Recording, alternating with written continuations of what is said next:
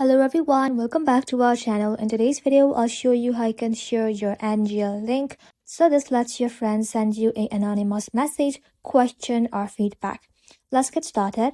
For that, first of all, you have to download NGL application in your mobile device. If you don't have the app, open the App Store and then simply install it. Once done, head back to your home screen, open the NGL app, and then log in to your account. And if you don't have the account, create one. Your unique NGL link will appear. Just like so, tap on copy link, and just like that, the link has been copied.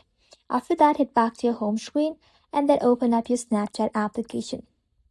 Once it is open, simply log into your account. Once logged in, create a snap like you normally do. And just like that, inside here, you'll see this link button. Tap onto it and then simply tap on allow paste. And just like that, tap on attach to Snapchat.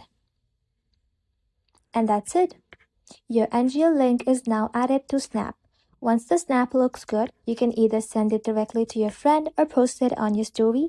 And now your friend can tap that link and send you message anonymously. That's it. Now you know how you can share your NGL link on your Snapchat. Thank you all for watching. If this video was helpful, leave a like and sub, and I'll see you in the next one.